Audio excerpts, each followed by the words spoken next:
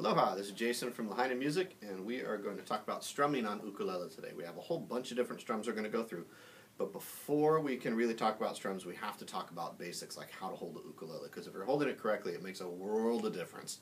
If you're holding it wrong, it also makes a world of difference, but not in a good way. So we should talk first about this disease called guitaritis. Guitaritis because it's named after guitar players, because we guitar players get it. I also play guitar. I'm not biased against guitar players.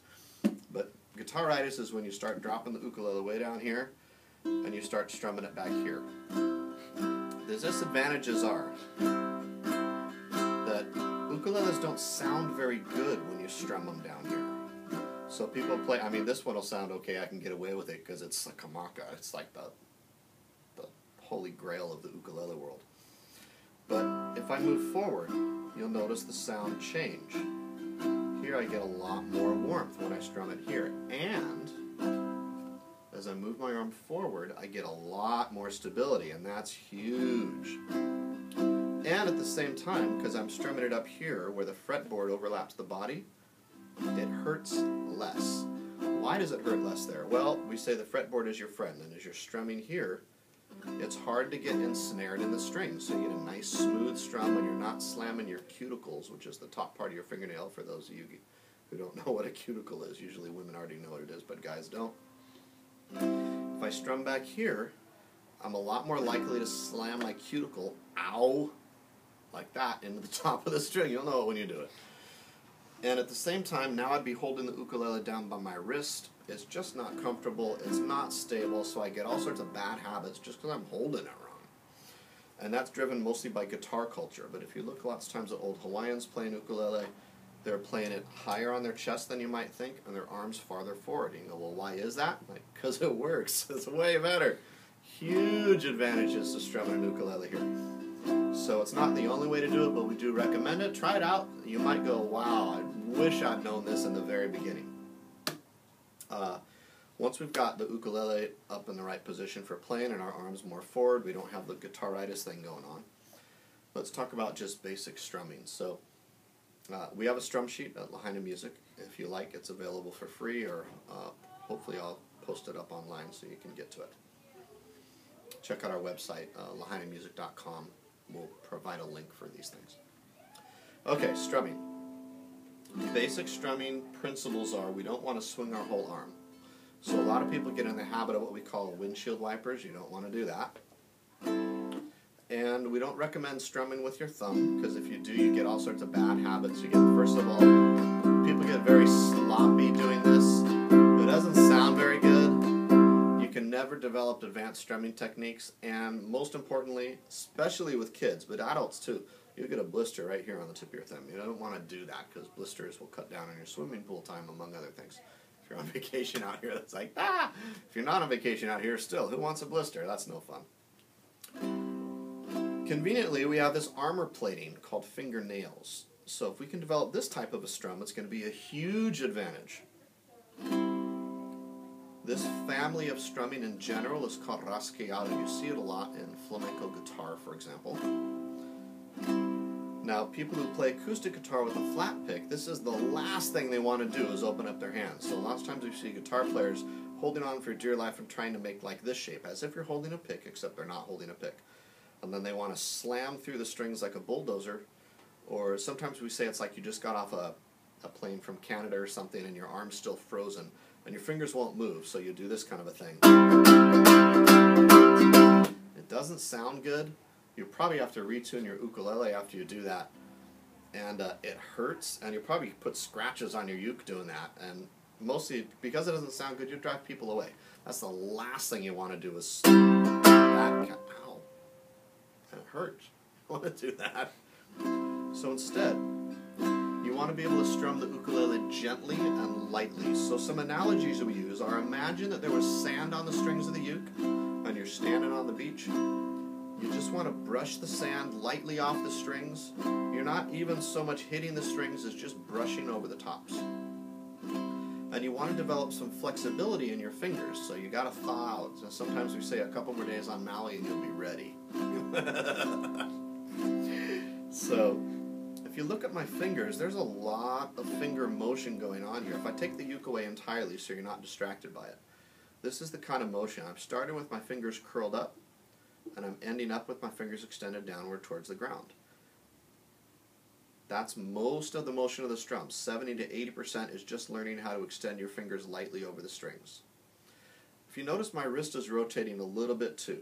That's maybe 20% of the strum. And if you look at my elbow, 0%. Okay? So it starts off like this, like you're about ready to go hitchhiking. As we say, not that you should ever go hitchhiking, it's not safe. Conveniently on Maui, though, if you just stand on the side of the road, somebody you know will drive by. There's only one road, so anyway. Don't try that where you live if you don't live here. Official legal disclaimer. But it looks like hitchhiking. My thumb's pointed outward. I can see the inside of my wrist. The end of my strum, my finger's going to be pointed downward, a little bit outward, and I can see a little bit of the outside of my wrist. So you don't want to focus too much on the wrist pivot, but you don't want to ignore it either, because most of this motion is still extending my fingers downward. So we start, I'm going to do a quick retune because I did those awful strums there and risked, see? We won't even edit this section out because we want you to see that's what happens if you do the what we call the angry kindergartner strum. That's the one where you're going like, ah! You know, gentle. Let your fingers be like, imagine a paintbrush. The bristles all move kind of together but kind of independently, right? Very gently. When you paint a wall, you don't paint a wall and take the paintbrush and smack them on the wall, right? It's not going to work at all. Gently, gently. Finger motion, very, very important. In fact, if you just do a freeze frame and you turn the volume off on somebody's strum, like this. No, the volume's still on, I'm just kidding. But, but if it starts off looking like this and it ends up looking like this, I can tell you right away it's going to sound good in the middle. You almost can't miss. It's like if you look at somebody's golf club swing and they've got a good backswing and they've got a good follow through, that they're good golfer. You can tell right away. Okay, so on to the strum sheet. I wonder if I should make this a separate video. Oh, let's just go bravely forward. Alright, so strum 1 looks like this. Down, down, down, down. We might call these quarter notes if you have a musical background. If you don't have a music reading background, don't worry about it. Just think of it as 4 downs. 1, 2, 3, 4. But it's not any 4 downs. There's actually a lot going on here. For one thing, this is perfecting the finger extension, the wrist rotation, the light strum on the strings. If you've got a strum like this, we say this is a great way to get your $300 ukulele sound like maybe a $400 or $500 ukulele just by strumming it well. Or if you want your $100 ukulele to sound like a $300 ukulele, develop this finger extension, it'll do huge things. What if you want your $300 ukulele to sound like a $100 ukulele? Strum it with one finger. It's not evil, but you don't get nearly as much tone out of the ukulele. I mean, it makes a huge difference, this versus this. Even on a kamaka, this is a, I don't even know how much this thing's worth now, but a lot. It's a nice ukulele. Thanks, Dad, for lending me your ukulele.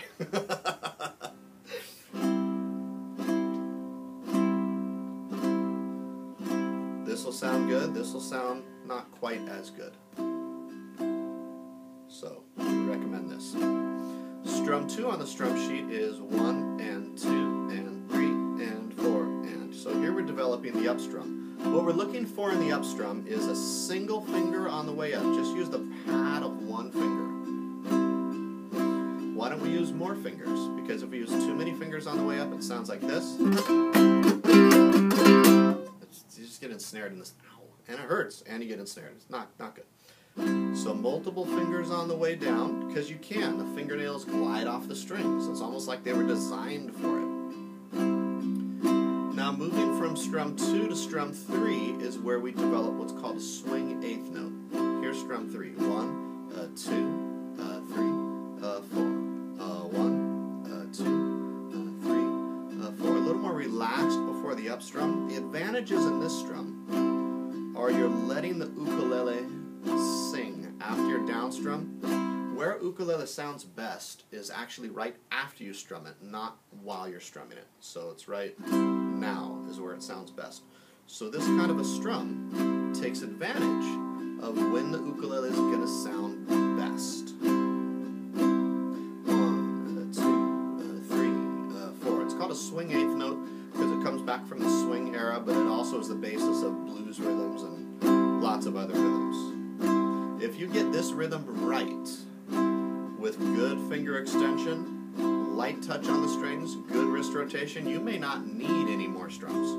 But I assume if you're looking at this video, you want more strums. So let's move on. From strum 3, we can go to strum 4. Strum 4 sounds like this. We can make rhythms for it. Down, down, up, down, down, down, up, down. Or if we want to do it with counts, 1, 2, and 3, and 4. 1, 2, and 3, and 4. So nothing happens on the 3. So that's a little counterintuitive for people. 1, 2, and 3, and 4. If you don't have a handle on syncopated rhythms. This is called a basic folk rock rhythm. I've heard some teachers call it a Hawaiian strum. I don't know why. There are lots of Hawaiian strums. You can play Hawaiian songs with this rhythm, but it's not like an especially Hawaiian rhythm. It goes way back to like anything written on the 70s on an acoustic guitar. When the sun gets so hot it melts the tar up upon the roof.